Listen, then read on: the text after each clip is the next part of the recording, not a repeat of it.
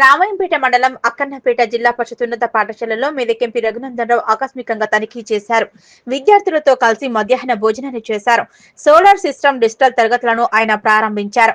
విద్యార్థుల విద్యా సామర్థ్యాన్ని అడిగి పరిశీలించిన ఎంపీ రఘునందనరావు విద్యార్థులు సరైన సమాధానం చెప్పకపోవడంతో అసహనం వ్యక్తం చేశారు. రామాయంపేట మండలం అక్కన్నపేట గ్రామంలో పంచాయతీ ఆవరణలో సర్పంచ్ యాదగిరి, రాష్ట్ర కౌన్సిల్ సభ్యులు రాగిరాములు ఆధ్వర్యంలో ఏర్పాటు చేసిన విబిజి రామ్జీ పథకం పైన ఏర్పాటు చేసిన అవగాహన సదస్సుకు మెదకెంపి రఘునందనరావు హాజరయ్యారు. ఆయన గ్రామంలోని ప్రభుత్వ పాఠశాలను సందర్శించి ఉపాధ్యాయుల బోధనా తీరుపై అడిగి తెలుసుకున్నారు. విద్యార్థులు సరైన సమాధానాలు చెప్పకపోవడంతో అసహనం వ్యక్తం చేశారు. ఈ సందర్భంగా ఆయన మాట్లాడుతూ పల్లెలను పట్టణాలుగా తీర్చిదిద్దడం కోసమే కేంద్ర ప్రభుత్వం ఉపాధి హామీ పథకాన్ని విబిజి రామ్జీ పథకం ద్వారా ఉపాధి హామీలో మార్పులు చేయడం జరిగిందని, ఉపాధి హామీ పథకం ద్వారా పంచాయతీ భవనాలు, మహిళా సంఘాల భవనాలు, రైతులకు గిడ్డంగులు ఏర్పాటు చేసేందుకు ప్రభుత్వం కృషి చేస్తుందన్నారు. కూలీలకు 125 పని దినాలను పెంచుతూ పనులు చేసిన 15 రోజుల్లోపే నేరుగా కూలీల ఖాతాలో డబ్బులు జమ చేయడం జరుగుతుందన్నారు. ఉపాధి హామీ పథకంపై సలహాలు ఇవ్వాల్సిన ప్రతిపక్ష కాంగ్రెస్ పార్టీ నల్ల బ్యాడ్జీలు ధరించి ధర్నాలు చేస్తుందని, కాంగ్రెస్ ప్రభుత్వం 2 సంవత్సరాలుగా పంచాయతీలకు నిధులు కేటాయించకపోవడంతో గ్రామాల్లో అభివృద్ధి కుంటుపడిందన్నారు. గ్రామాల్లో అభివృద్ధి కార్యక్రమాల కొరకు కేంద్ర ప్రభుత్వం సుమారు 1200 కోట్ల నిధులు మంజూరు చేసిందన్నారు. కేంద్ర ప్రభుత్వం మంజూరు చేసిన నిధులతో గ్రామాల్లో అభివృద్ధి కార్యక్రమాలు చేపట్టాలని ఆయన సర్పంచులకు సూచించారు. మార్చి 31 లోపు కేంద్ర ప్రభుత్వం కేటాయించిన నిధులతో అభివృద్ధి కార్యక్రమాలు చేపట్టాలన్నారు. ఈ కార్యక్రమంలో అక్కన్నపేట సర్పంచ్ యాదగిరి, రాష్ట్ర కౌన్సిల్ సభ్యులు రాగిరాములు, రామాయంపేట పట్టణ అధ్యక్షులు అవినాష్ రెడ్డి, చింతల శేఖర్, వెలుముల సిద్దిరాములు, దంతేపల్లి సర్పంచ్ బాలరాజు, భానుచందర్, శంకర్ గౌడ్ తదితరులు పాల్గొన్నారు.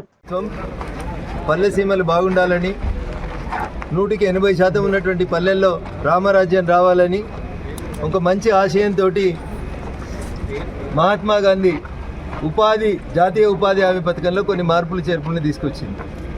గతంలో 100 రోజులు ఉన్నటువంటి పని దినాల్ని 125 రోజులకు పెంచడం, గతంలో పనిచేసిన తర్వాత పైసలు ఎప్పుడు వస్తాయో తెలియని పరిస్థితి నుంచి వారం 15 రోజులలోనే వాళ్ళ ఖాతాలలోనే డబ్బులు వేయడంతో పాటు రాష్ట్ర ప్రభుత్వాలకు కూడా కొంత ఈ ఉపాధి హామీ పథకంలో బాధ్యత ఉండాలనేటువంటి ఉద్దేశంతో 90-10% ఉన్నటువంటి నిధులని 60-40% మార్చి గ్రామాలలో అభివృద్ధి అనేది కనబడే రీతి లోపల ముందుకు సాగాలనేది నరేంద్ర మోడీ గారి ఆలోచన. దాంట్లో భాగంగా ప్రతి పంచాయతీకి ఒక గ్రామ పంచాయతీ భవనం, ఒక అంగన్వాడీ భవనం, మహిళా సోదరీమణులు సెల్ఫ్ హెల్ప్ గ్రూపులు ఎక్కువైనాయి కాబట్టి ఒక వివో భవనం, దాంతోపాటు కొత్తగా రైతన్నలు పండించినటువంటి పంటను స్టోరేజ్ చేసుకోవడానికి ఫుడ్ గ్రెయిన్ స్టోరేజ్ కోసం ప్రతి పంచాయతీకి ఒక 15 లక్షల రూపాయలతోటి ఒక గోదామునివ్వడం, స్కూళ్ళకి కాంపౌండ్ వాల్ లేకపోతే కాంపౌండ్ వాల్ ఇవ్వడం, అంగన్వాడీలో కాంపౌండ్ వాల్ లేకపోతే కాంపౌండ్ వాల్ ఇవ్వడం, ఇట్లా జాతీయ ఉపాధి హామీ పథకం లోపల మార్పులు తీసుకొచ్చి పల్లెలు పట్టణాల్లాగా అభివృద్ధి చెందాలనేటువంటి ఒక లక్ష్యంతో భారత ప్రభుత్వం నరేంద్ర మోడీ గారి నాయకత్వంలో పనిచేస్తుంటే పథకంలో సలహాలు సూచనలు ఇవ్వడానికి చేతగాని కాంగ్రెస్ పార్టీ నల్ల బ్యాడ్జీలు, ధర్నాలు, రాస్తారోకోలను రకరకాల పనులు చేస్తారు. నేను అడుగుతున్న కాంగ్రెస్ ప్రభుత్వాన్ని, రేవంత్ రెడ్డి గారిని, మీరు ముఖ్యమంత్రి అయిన 2 సంవత్సరాల్లో ఒక్కొక్క పంచాయతీకి ఎన్ని పైసలు ఇచ్చారో చెప్పురు ఒకసారి. గ్రామ పంచాయతీలలో సర్పంచులు చేసిన బిల్లులు రాక పంచాయతీ సెక్రటరీలు పరువు పోతుందని బ్లీచింగ్ పౌడర్కి, లైట్లకి, రిపేర్కి ఒక్కొక్క పంచాయతీ సెక్రటరీ 2 లక్షల దాకా ఖర్చు పెట్టుకుంటే భారత ప్రభుత్వం 1250 కోట్లు ఇప్పటికే జాతీయ ఉపాధి హామీ పథకం కింద పంపిస్తే ఇవాళ దాకా ఏం చేయాలని అర్థం కాక ఖాళీ కూర్చొని నిన్నగాక మన గ్రామ పంచాయతీలకు ఎన్నికలు పెట్టారు. నూతనంగా ఎన్నికైనటువంటి సర్పంచ్ మిత్రులందరికీ కూడా, సర్పంచులు అంటేనే పార్టీ రహితంగా ఎన్నుకోబడతారు, గ్రామం బాగుండాలని కోరుకునేటోళ్ళు, గ్రామ ప్రథమ పౌరులు కాబట్టి పార్టీలు, జెండాలు, ఎజెండాలు పక్కన పెట్టి దయచేసి మీ గ్రామానికి కావాల్సినటువంటి సీసీ రోడ్లు, డ్రైన్లు, అంగన్వాడీలు, స్కూల్ కాంపౌండ్ వాళ్ళు, స్కూల్ కిచెన్ షెడ్లు, మీ ఊరికి ఏం అవసరమో దయచేసి మీరే నిర్ణయం తీసుకోమని చెప్పి నరేంద్ర మోడీ గారి ప్రభుత్వం జాతీయ ఉపాధి హామీ చట్టంలో మార్పులు తెచ్చింది. ఇంతకుముందు ఢిల్లీలో ఇది కట్టురు అంటే అదే కట్టాలి. ఇప్పుడు అట్లా కాదు, సర్పంచ్ గారు గ్రామ సభ పెట్టి ఆ గ్రామానికి ఏం అవసరం ఉంటే ఆ రకంగా మార్పులు చేర్పులు చేసుకొని పల్లెల్ని బాగు చేయాలనేటువంటి లక్ష్యంతో నాడు గాంధీజీ గారు చనిపోతూ బుల్లెట్లు తాకిన తర్వాత మాట్లాడినటువంటి మాట హే రామ్. గాంధీజీ సమాధి మీద ఉంటుంది హే రామ్ అనేటువంటి పదం.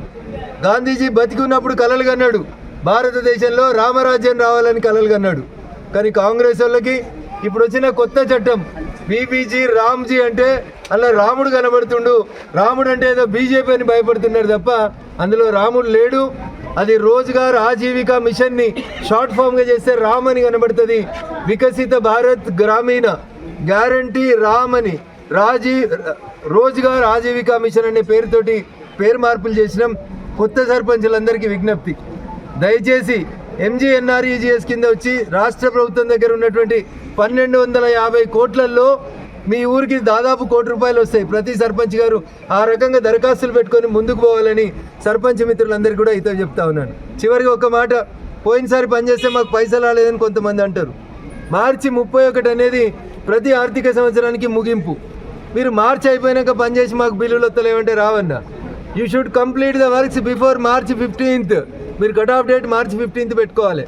ఈ రాష్ట్ర ప్రభుత్వం కాంగ్రెస్ ప్రభుత్వం ఇంకా నిద్రలు ఇవ్వలేదు.